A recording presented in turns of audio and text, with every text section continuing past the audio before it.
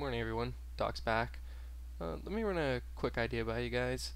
What do you guys think of calling these um, episodes, my video blogs, rather than calling them episodes, calling them routine checkups? I just thought that was kind of funny.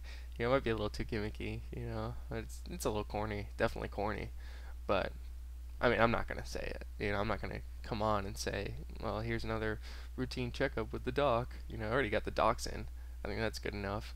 But if you were gonna tell your friends about the show, you'd be like, oh, you can catch you can get the routine checkup with the doc, and they're like, what does that mean? And they're like, oh, it's an episode. He's just in office, and then he's entertaining requests. So think about it though. You can make it work better than I can. You know, it's Fiber Nation will figure it out. So anyway, I didn't really get much sleep last night.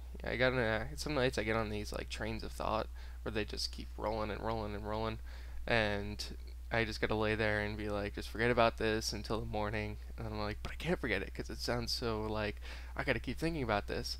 So I got in this train of thought, and I lasted till like, went to bed at 1, and it probably lasted till like 2:30, 3 a.m. Really sucked. And now it's 9 o'clock, so whatever. But because one of the things that came up last night is I was searching prog archives, progarchives.com. It's one of my favorite sites on the internet. It's a site dedicated to progressive rock music, and there's a bunch of different. They have like all these different bands and stuff, and they're um, organized by genre. So you can look at all these genres, and you can click on one of the genres, and you can see like the top rated bands or the top rated albums and stuff. So one of the things I like to do on the site though is they have a random review button, and you just click on the random review, and you'll just get a random review of a random album by a random band.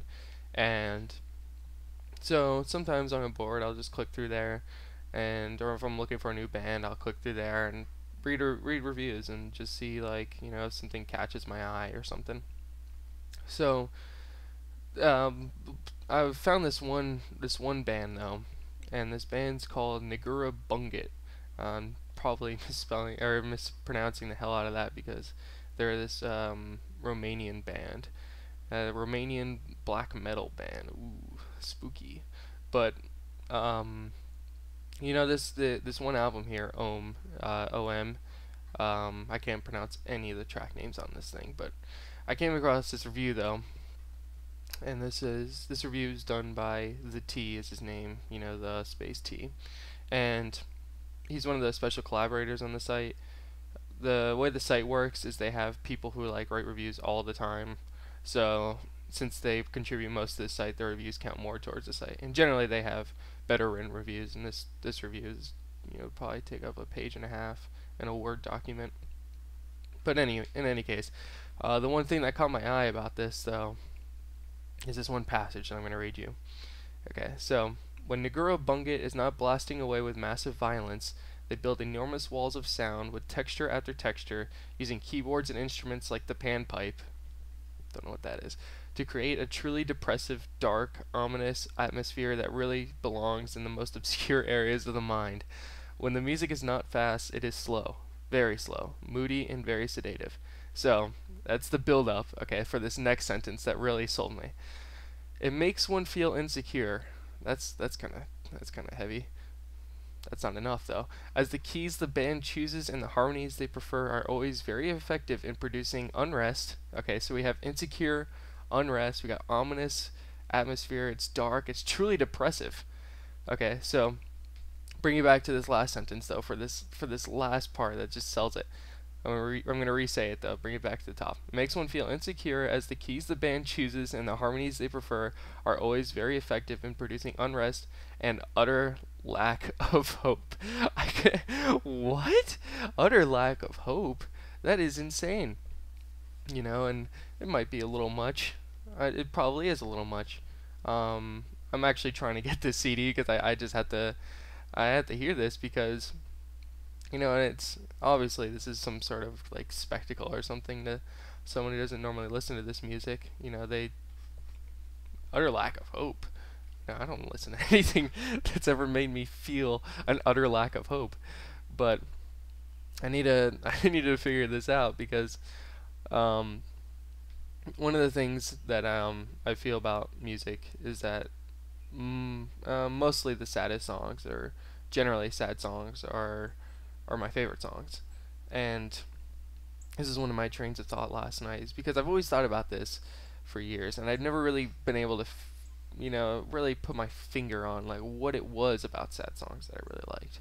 Um, I just knew that I liked them most. I always get chills or something, or um, I don't know if I've really ever shed a tear during a song. Well, like Mulholland Drive, I've definitely welled up a little tears in that. Not gonna lie, that Club Silencio scene. I think maybe I've seen the movie about 5 times. I've probably gotten a little tearage about 2 times in there. That, oh, the Jolando. That whole singing scene is just, oh. You see the movie for nothing else but that scene. Do it. But in any case, so yeah, I love sad songs, and I love happy songs too, and stuff. But it's something just about sad songs, and last night I was thinking about it, and one of the things that made me think about though was that I think generally like sad songs kind of reveal more about a person when you hear it, or when I listen to a sad song, it kind of makes me think about myself, like why is it sad to me? What's going on here? When somebody's like sad, you can kind of get more of an idea about them. What is it that they're sad about, and how they're dealing with it. It's kind of interesting. Like I just love those moments when you can kind of where you almost feel like you know what the person's thinking. Like on a more basic level, like if you're teaching something to somebody, and then you can see that light bulb go off. That was when I first went to college. I kind of wanted to be a teacher just for that, um, because it's just such a great moment when you're going over something with somebody, especially if it's taking a while. You're going for like 20 minutes or so, and then it just like you see their eyes open, and then you can just imagine the light bulb just bing bing. It's just a really great feeling. But so like I think sad songs, like you can really like happy songs. People are happy about many different things, and um I don't yeah, it's just like you know happy is great and stuff, but it doesn't really show you much about a person. I think quite like a sad song or like an angry song or something. But that's an opinion, I guess. You know, that's just something I wanted to throw out there. But tonight I'm going to see Mr. Ben Fold and his piano. Yeah, at the House of Blues. It's gonna be awesome. He's gonna tell us all to get in the back of his police car and take us downtown. I had this Ben Folds 5 bootleg concert, and it's the best. At the end of the show, he just goes ape shit, and he's wearing the three of them are wearing police officer outfits. And he's just running around stage, and it's in Japan too, so nobody knows what the hell he's saying. And he's like, he's just telling everyone, he's running around the stage, just pointing at everyone, you're going downtown. I'm taking downtown.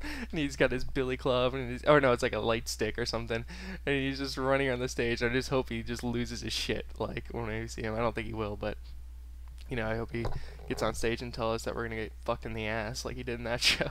'Cause it's just so much fun. But the guy's great, and I'll tell you guys about the concert after it's done. So anyway, we'll talk to you all later. See ya.